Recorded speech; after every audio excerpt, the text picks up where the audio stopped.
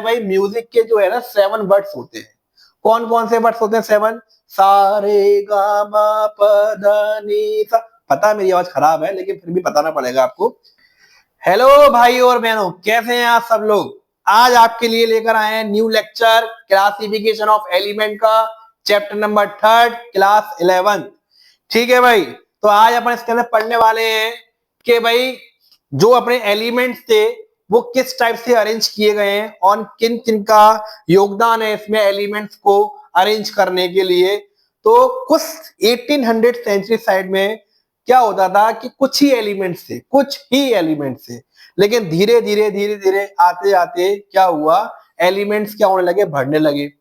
जब कुछ चीजें होती है तो उनको पढ़ने के लिए, स्टडी करने के लिए अपन को बहुत ज्यादा सिंपल लगता है, लेकिन जब वो एलिमेंट बहुत ही ज्यादा इंक्रीज होते जा रहे हैं, दिन पे दिन बढ़ते जा रहे हैं, तो उनको स्टडी करने में प्रॉब्लम आ रहा है। तो इस चक्कर में करा क्या, साइंटिस्टों ने कुछ करा कि उसको अरेंज करने की कोशिश करी कि उनको पढ़ने में प्रॉब्लम नहीं आए, कि न्यू जनरेशन को पढ़ने में प्रॉब्लम नहीं आए। तो अरेंज करते करते आपको पता है कि आज अपनी पूरी मॉडर्न पीरियोडिक टेबल है। तो उस पूरी मॉडर्न पीरियोडिक टेबल को अरेंज करने में किस किस का योगदान है और किस टाइप से अरेंज करी गई है, अगर अरेंज करी है तो क्यों करी गई है, किस टाइप से करा गया है, वो देखा जाएगा। तो आज अपन इस लेक्चर के अंदर, आपका फर्स्ट लेक्चर है क्लासिफिकेशन ऑफ एलिमेंट का। इस लेक्चर के अंदर पूरा चैप्टर नहीं होगा, इसमें आपको सिर्फ ये बताया जाएगा कि आपके एलिमेंट्स को अरेंज किसने किया और किस टाइप से किया। ठीक है, तो फर्स्ट है कि earlier attempt to classify element. First जो है मॉडर्न पीरियोडिक टेबल बनने से पहले किस किसने अटेम्प्ट किया एलिमेंट्स को क्लासिफाई करने में। तो फर्स्ट जो अपने भाई साहब है, उन भाई साहब का नाम है डूबरीनियर। क्या नाम है? डूबरीनियर ट्रेड। तो ये कब आए थे? 1929 में आए थे अपने। ठीक है, एक सेकेंड, ये अपने आए थे, ये गलत लिखा हुआ इसके अंदर,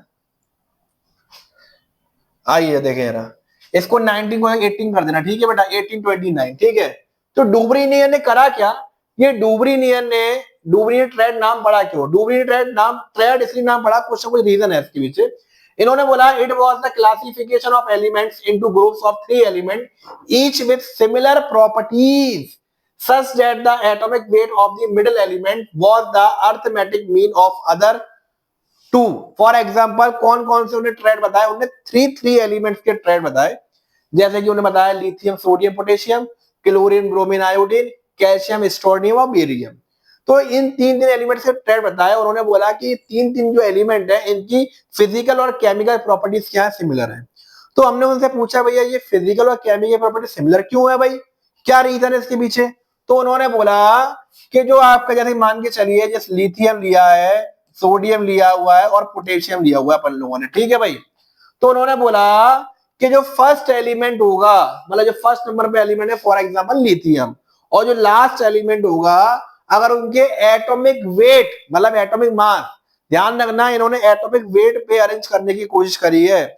और आज आपको पता है कि अपनी पूरी मॉडर्न पीरियोडिक टेबल जो है एटॉमिक नंबर पे अरेंज है, नॉट एटॉमिक मास पे अरेंज है। ठीक है भाई, तो इन डूबरीनियर ट्रेड जी ने करा क्या है, एटॉमिक वेट पे अरेंज करने की कोशिश की गई है। तो उन्होंने करा क्या है, बोला है कि जो फर्स्ट एलिमेंट होगा और लास्ट एलिमेंट होगा उसका अगर अर्थमेटिक मीन निकालेंगे तो बीच वाले एलिमेंट का ऑटोमेटिक एटॉमिक वेट आ जाएगा, इसलिए इनकी फिजिकल और केमिकल प्रॉपर्टी सिमिलर है। कई हद तक सही भी है। आज आप जानते हो कि लिथियम सोडियम पोटेशियम जो है फर्स्ट ग्रुप में आता है और इसी टाइप में अरेंज है। ठीक है, तो कैसे आएगा देखो जरा, लिथियम का आपको पता है मास कितना होता है बेटा, 7 होता है। पोटेशियम का कितना होता है, 39 होता है। 7 + 39, अगर इसका आप अर्थमेटिक मीन निकालेंगे तो डिवाइड बाय क्या करेंगे, 2 करेंगे। तो 7 + 39 कितना होता है बेटा, 46, डिवाइड बाय क्या होगा, 2 होगा। कैंसिल करोगे तो कितना आ जाएगा बेटा, 23 आ जाएगा। तो सोडियम का मास कितना होता है, 23 होता है, और अर्थमेटिक मीन के अकॉर्डिंग क्या हुआ, 23 आ गया। तो फर्स्ट, मैं फिर बोल रहा हूं, डूबरीनियर ट्रेड ने क्या बताया, फर्स्ट वाला जो एलिमेंट है और लास्ट वाला एलिमेंट है उसके जो उसका अर्थमेटिक मीन निकालेंगे तो बीच वाले मतलब मिडिल वाले एलिमेंट का एटॉमिक वेट आ जाएगा। ठीक है, तो उन्होंने कौन कौन से ट्रेड बताए थे, क्लोरोब्रोमाइडो को भी बताया था, कैल्शियम स्ट्रोनियम और बेरियम का भी बताया था। ठीक है भाई, अब ये डूबरीनियर ट्रेड जो है थे उनके अकॉर्डिंग अरेंज आज क्यों नहीं है, उनके क्या फेलियर थे, क्या डीमेरिट थे, चलिए वो भी देखते हैं अपन, इसके अंदर देखते हैं। चलो अब आते हैं फेलियर्स लिमिटेशन ऑफ डूबरीनियर ट्रेड। तो इनका क्या प्रॉब्लम आई थी देखो। फर्स्ट जो आपका ये बोल रहा है, जैसे कि ये आपका फर्स्ट वाला बोल रहा है लिमिटेड द फ्यू एलिमेंट्स। क्या हुआ उस वक्त जो अपने एलिमेंट से 63 एलिमेंट समथिंग थे, ठीक है। तो वो 63 एलिमेंट्स का पूरे एलिमेंट्स का ट्रेड नहीं बना पाए, कुछ ही एलिमेंट्स का ट्रेड बना पाए वो, क्योंकि यहाँ पे वो सारे एलिमेंट को क्लासिफाई करना था, सारे एलिमेंट्स को अरेंज करना था। क्यों बाकी अगर कुछ ही एलिमेंट्स का ट्रेड बनाया तो बाकी सारे एलिमेंट्स का स्टडी कैसे करेंगे अपन लोग। इसलिए only a few trade could not be found, for example lithium sodium potassium क्लोरोब्रोमो और calcium strontium barium. It could not be include all non element, तो जो भी और अदर एलिमेंट थे उनके ट्रेड वो नहीं बना पाए, उनको अरेंज नहीं कर पाए। नेक्स्ट बोल रहा है new elements did not fit. तो जब न्यू एलिमेंट्स मतलब उन्होंने ये सोचा नहीं कि आने वाले फ्यूचर में जो नए एलिमेंट्स जो आएंगे, नए एलिमेंट जो डिस्कवर होंगे उनको कैसे फिट किया जाएगा। when new element were discovered later they did not fit into existing trend। जब नए एलिमेंट्स आने लगे तो उनके एलिमेंट्स के ट्रेड नहीं बन पा रहे थे, ठीक है। फिर बोल रहा है no clear pattern for all element, the atomic mass of relationship mean of first and third is equal to second. उन्होंने ये बताया फर्स्ट और थर्ड का अर्थमेटिक मीन निकालेंगे और सेकंड आ जाएगा। was not valid for all group of element, जितने भी एलिमेंट थे सारे एलिमेंट में उनका जो ये रूल है वो फॉलो नहीं हो पाया, इसलिए वो फेलियर कहलाया। लेकिन उन्होंने बहुत अच्छा काम किया, कुछ तो उन्होंने स्टार्टिंग करी, किसी ने स्टार्टिंग करी नहीं थी लेकिन उन्होंने स्टार्टिंग करी, ठीक है। तो अब ये गए तो उनके बाद कौन से एलिमेंट्स आए, कौन से अपने साइंटिस्ट आए, किसने अरेंज करा। तो नेक्स्ट नंबर पे आए अपने न्यूलैंड। न्यूलैंड उसको बोलते हैं अपन लॉ ऑफ ऑक्टेव्स। ये कुछ डिफरेंट टाइप के अपने साइंटिस्ट थे और उन्होंने अच्छा काम भी किया, लेकिन कुछ ना कुछ गड़बड़ तो होती है, आपको पता है भाई, कोई काम करते हैं लेकिन उन्हें स्टार्टिंग तो कर रहे हैं, कम से कम अरेंज करने की कोशिश तो कर रहे हैं। तो मैं आपको फिर बोल देता हूं कि डुबरीनियन ने एटॉमिक वेट पे अरेंज किया था और न्यूलैंड ने भी एटॉमिक वेट पे ही अरेंज किया हुआ है, एटॉमिक नंबर पे अरेंज नहीं किया हुआ है। तो इन्होंने बोला क्या, it was the arrangement of element in order in their increasing atomic weight at which it was observed that every eighth element had properties similar to those of the first, just like the eighth note of an octave of music। अब ये music क्या है यार, क्या था मैं आपको बता देता हूं। हमारे जो न्यूलैंड जी थे उनको आपको पता है केमिस्ट्री पसंद थी भाई, सीधी बात है, केमिस्ट्री अगर उनको अच्छी लगेगी नहीं तो वो आप अरेंज कैसे करेंगे। केमिस्ट्री के साथ उनको म्यूजिक भी पसंद था। तो आपको पता है भाई म्यूजिक के जो है ना 7 वर्ड्स होते हैं। कौन कौन से वर्ड्स होते हैं 7? सा रे गा मा प ध नी सा। पता है मेरी आवाज खराब है लेकिन फिर भी बताना पड़ेगा आपको। तो कौन कौन से होते हैं भैया? सा रे गा मा प ध नी।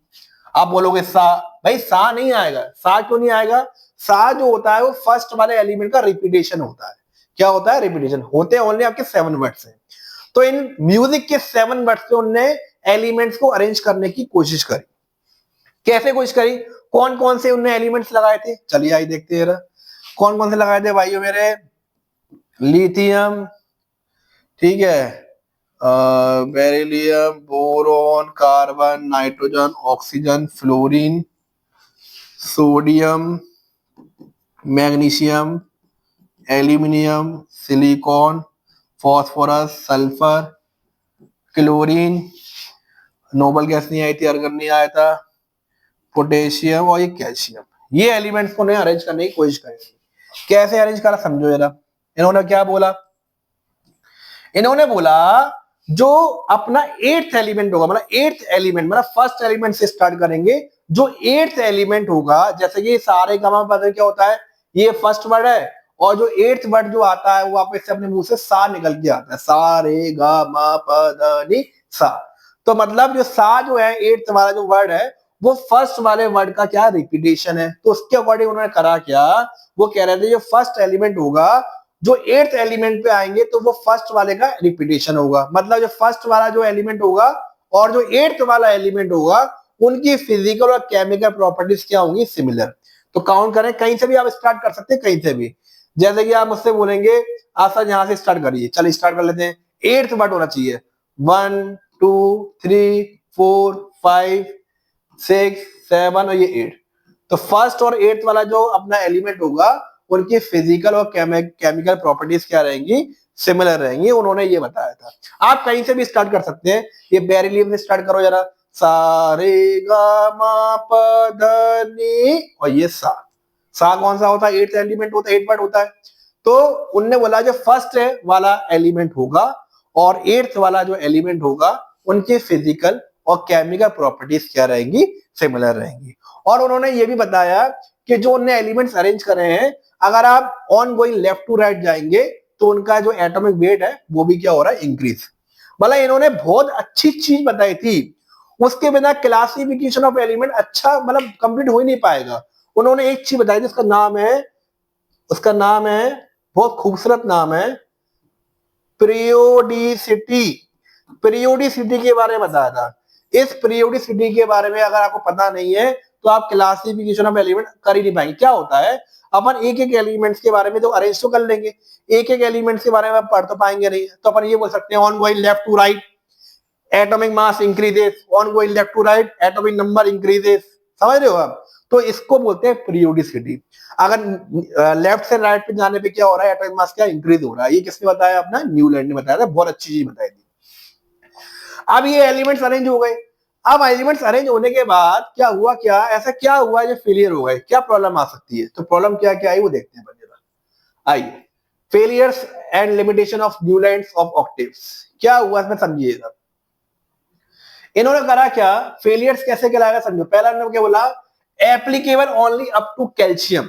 मतलब जितने भी एलिमेंट्स थे या फ्यूचर में कुछ एलिमेंट्स आने वाले थे, इन्होंने ओनली एप्लीकेबल किस पे करा, ओनली कैल्शियम तक एप्लीकेबल हुआ। और ज्यादा और कई सारे एलिमेंट्स थे, सारे एलिमेंट्स पे एप्लीकेबल वो उनका रूल नहीं हो पाया। After calcium, the law did not hold true. The properties of element after calcium did not match the first one in each octave. मतलब उनका कैल्शियम का जितने भी एलिमेंट्स थे उनका लॉ ऑफ ऑक्टेव क्या हुआ, फेल होने लगा। इस चक्कर में वो आगे नहीं गए, उनका फेलियर था फर्स्ट। तो अपन इतने बड़े साइंटिस्ट के बारे में ये नहीं बोल सकते कि वो फेल है, क्योंकि अपन पास होने के बाद भी अपना नाम नहीं है, कम से कम उनका नाम तो है। ठीक है। सेकंड है, no space for undiscovered element. मतलब जो डिस्कवर एलिमेंट हुए ही नहीं है और जो होने वाले इन फ्यूचर, उनके लिए कोई भी स्पेस उन्होंने नहीं छोड़ा। Newland did not leave gap for future discover as new element but discover the law of broken down. तो जैसे नए एलिमेंट डिस्कवर होने लगे तो उनका रूल ब्रेक हो गया। कैसे ब्रेक हो गया समझो जरा। आपको बताया जाता है कि मांगे 7 बट्स थे, कौन कौन था, lithium, sodium, lithium, beryllium, boron, carbon, nitrogen, oxygen, fluorine, ये 7 वर्ड थे। ठीक है। यहाँ पे कौन था अपने पास, फ्लोरीन के पास सोडियम था, मैग्नीशियम था, एल्यूमिनियम था, सिलिकॉन था, फॉस्फोरस था, सल्फर था, क्लोरीन था, पोटेशियम और कैल्शियम था। तो फर्स्ट और 8th एलिमेंट ये हो रहा था। जब क्या हुआ, न्यू एलिमेंट डिस्कवर हुए। न्यू एलिमेंट डिस्कवर कैसे हुए, नोबल गैस डिस्कवर हुई। आपको पता है नोबल गैस डिस्कवर होने के बाद फ्लोरीन के बाद कौन आता है भैया, नियोन आता है। कैल्शियम कौन आता है भैया, आर्गन आता है। आज ये एलिमेंट्स अरेंज है।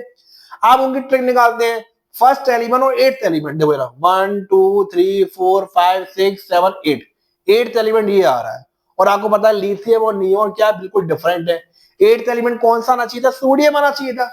जब नोबल गैस डिस्कवर हुई तो उनकी जो सारे गामा प ध नि सा ही हो गया, फेल हो गया। ठीक है। इसलिए उनकी कहानी आगे नहीं बढ़ पाई। फिर और भी साइंटिस्ट थे जो एलिमेंट्स को क्लासिफाई या अरेंज करने में स्टडी कर रहे थे। तो और कौन से साइंटिस्ट हैं वो देखो समझो जरा। उसके बाद क्या हुआ, लॉथर मेयर आए। तो लॉथर मेयर के साथ है ना एक बहुत बड़े साइंटिस्ट हैं जिनका नाम आपको पता है, वो भी काम कर रहे थे। उनका नाम है मैंडलीफ। क्या नाम है उनका, मैंडलीफ। ठीक है। तो मैंडलीफ भी काम कर रहे थे और लॉथर मेयर भी काम कर रहे थे। तो लॉथर मेयर जी भी काम कर रहे थे, मैंडलीफ भी। लेकिन लॉथर मेयर से पहले मैंडलीफ ने जो है अपनी प्रेजेंटेशन दे दी। उन्होंने पहले बता दिया कि ये होता है, ये होता है। लेकिन लॉथर मेयर जी ने भी अच्छा काम किया, लेकिन लॉथर मेयर ने बहुत डिफिकल्ट काम किया यार। बच्चे कंफ्यूज हो जाते, अगर वो काम आज होता तो बहुत ज्यादा कंफ्यूज हो जाते। ठीक है भाई, किस टाइप का काम किया उन्होंने, देखो जरा, उन्होंने ग्राफ बनाया, मतलब ग्राफ प्लॉट किया। उन्होंने कुछ ऐसे एलिमेंट अरेंज करे, बहुत ही ज्यादा कॉम्प्लिकेटेड ग्राफ था। ये देखो, ये ऐसे ग्राफ है, ये ग्राफ है, ठीक है। लिखा क्या है, he plotted a graph between atomic mass and atomic volume for a number of element. He found that the element with similar properties occupied similar position। कैसे जरा, उन्होंने एटॉमिक मास लिया, मतलब ये एटॉमिक मास है, ठीक है भाई, और ये क्या अपना एटॉमिक वॉल्यूम, इस टाइप से उन्होंने ग्राफ डिस्कवर। तो कुछ ग्राफ उनका इस टाइप से गया, देखो ऐसे, ऐसे ग्राफ गया। अब ऐसे ग्राफ गया तो उनने एलिमेंट्स को कैसे उन्होंने बताया गए, उन्होंने एलिमेंट्स ऐसे बताया, देखो इस टाइप से, ऐसे उन्होंने एलिमेंट मांगे, चलो यहाँ पे एलिमेंट अरेंज है, ठीक है, यहाँ पे एलिमेंट्स क्या है, यहाँ पे एलिमेंट्स अरेंज है, ओके बेटा। तो उन्होंने बताया जो टॉप की जो पोजीशन पे जो एलिमेंट्स अरेंज है उनकी जो प्रॉपर्टीज होंगी वो क्या रहेंगी, सिमिलर रहेंगी, ठीक है, ठीक है। और जो मिडिल में, जैसे कि फर्स्ट नंबर पे ये और ये और ये, इनके एलिमेंट्स के प्रॉपर्टीज क्या रहेंगी, सिमिलर। और जो आगे है एलिमेंट्स ये है और ये है, इनकी प्रॉपर्टीज क्या रहेंगी, सिमिलर। जो बॉटम में है उनकी प्रॉपर्टीज क्या रहेंगी, सिमिलर।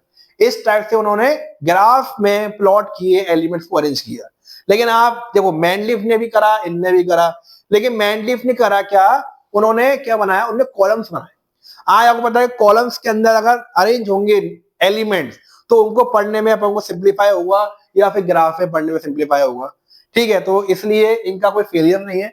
और इनसे पहले उन्होंने बता दिया था कि हमने अरेंज करे, तो उन्हें प्रेजेंटेशन दी थी, इसलिए उनकी बात मानी जाएगी, ठीक है। तो आइए जरा मेन पढ़ते हैं। बहुत बड़े साइंटिस्ट हैं मैनलीफ, ठीक है, डिमिट्रिव मैनलीफ, पूरा नाम बोलेंगे डिमिट्रिव मैनलीफ। तो ये क्या बोला इन्होंने, देखो जरा, इन्होंने बोला मीन्स, इन्होंने बहुत कुछ बताया, बहुत कुछ, छोटा थोड़ी बहुत चीज बताई, बहुत कुछ इन्होंने आसान कर दिया। आज पूरी मॉडर्न पीरियोडिक टेबल इनके अकॉर्डिंग अरेंज नहीं है, लेकिन इनने बहुत काम आसान कर दिया। और मैं आपको फिर बोलते जा रहा हूं, एमसीक्यू जो ऑब्जेक्टिव आपके आते हैं उसमें जरूर पूछा जाएगा कि इन साइंटिस्ट ने, इन भाई साहब ने एटॉमिक मास पे अरेंज किया था या एटॉमिक नंबर पे। मैं आपको बताता हूं, डूबरीनियर ने भी एटॉमिक वेट पे किया था, न्यूलैंड ने भी ये एटॉमिक वेट पे किया था, इनसे पहले लॉथर मेयर्जी आए थे, उन्होंने भी एटॉमिक वेट पे किया है, और ये मैनलीफ भाई साहब आए हैं, इन्होंने भी एटॉमिक वेट पे अरेंज करने की कोशिश करी है। मैं आपको बता देता हूं, ठीक है। इन्होंने बोला क्या, the first significance was given by मैनलीफ in the form of periodic table, commonly known as मैनलीफ periodic table. मतलब इन्होंने करा क्या, एलिमेंट्स को अरेंज करा। कई सारे उन्होंने बताया कि ग्रुप्स भी होते हैं, पीरियड्स भी होते हैं, हॉरिजॉन्टली या वर्टिकली अरेंज होते हैं। इनके एटॉमिक मास जो होंगे on going left to right जाएंगे, इंक्रीज हो जाएंगे, on going top to bottom आएंगे तो भी इंक्रीज हो जाएंगे। तो उसको इन्होंने बोला मैनलीफ पीरियोडिक टेबल। तो इन्होंने एक टेबल बनाई, टेबल किस तरह की बनाई वो भी दिखाऊंगा मैं आपको। His periodic table was based periodic law. क्या बोला इन्होंने बोला जो फिजिकल और chemical properties of elements are periodic function of their atomic wait.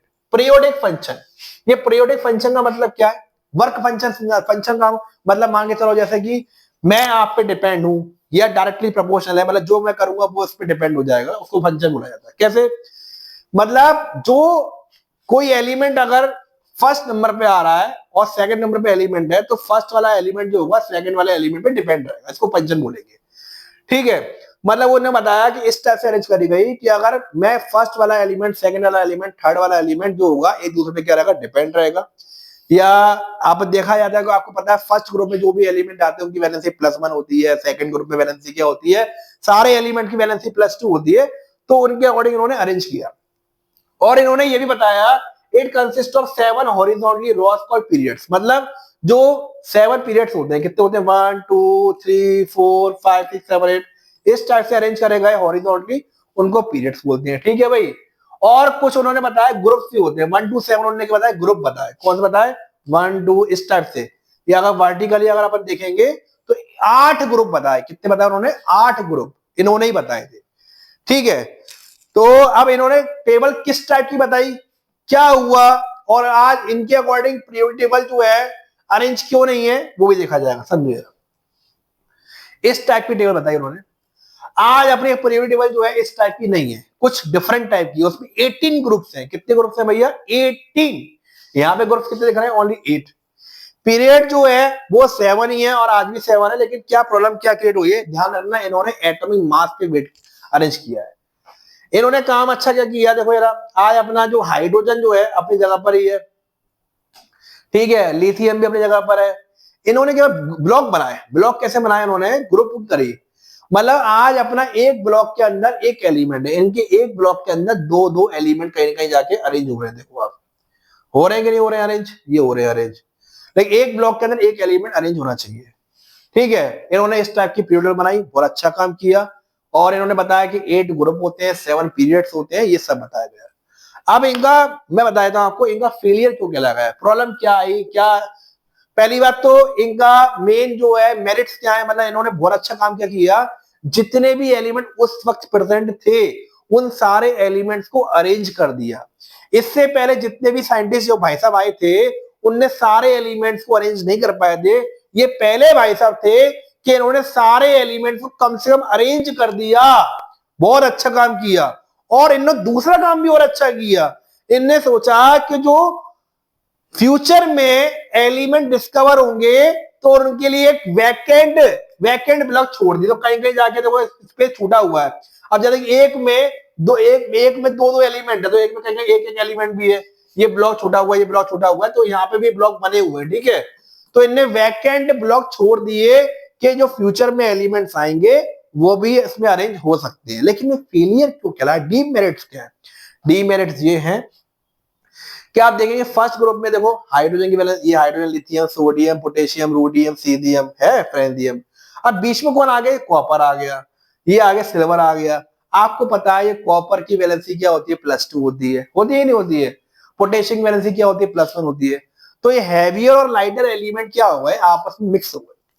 जब हैवियर और लाइटर एलिमेंट आपस में मिक्स हो गए तो इस चक्कर होगा क्या हुआ? फेलियर हुआ।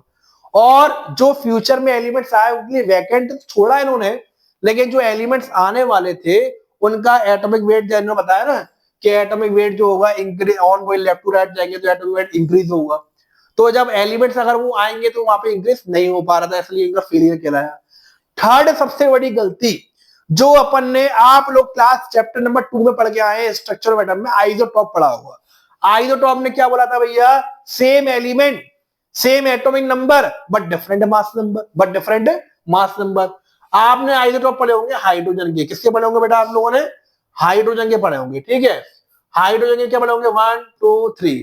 उसने बोला होगा कि हाइड्रोजन का मास 1 भी होता है, 2 भी होता है, 3 भी होता है। अकॉर्डिंग टू मैंडलीव भाई साहब बोल रहे हैं कि अगर हाइड्रोजन यहां लगा हुआ है, इसका नंबर 1 है, अगर नंबर 2 होगा तो वो कहां पे होना चाहिए? हाइड्रोजन यहां पे होना चाहिए। अगर नंबर 3 होगा तो हाइड्रोजन कहां होना चाहिए? यहां होना चाहिए। लेकिन पीरियोडिक टेबल के अंदर एक एलिमेंट एक ही पोजीशन पे रहेगा ना भाई, 3 पोजीशन पे जाएगा नहीं। तो इसलिए ये आइसोटॉप भी फाइन मतलब अरेंज नहीं कर पाए थे, यही इनका फेलियर कहलाया गया था, ठीक है। तो इसके बाद मॉडर्न पीरियोडिक टेबल किसने बनाई, ये कैसे हुआ, कैसे अरेंज हुआ? आप जानते हैं नील बोहर जो है, हेनरी मॉसले जो है, इन्होंने हेल्प करी थी। तो ये अपन मॉडर्न पीरियोडिक टेबल जो अरेंज करी गई है नील बोहर जी ने या हेनरी मॉसले जी ने हेल्प करी थी, तो वो अपन नेक्स्ट एपिसोड में देखेंगे, नेक्स्ट वीडियो में देखने वाले हैं कि कैसे उन्होंने अरेंज करी थी, ठीक है भाई। तो आज की अपना लेक्चर यही समाप्त होता है, ठीक है भाइयों। जय हिंद, जय भारत।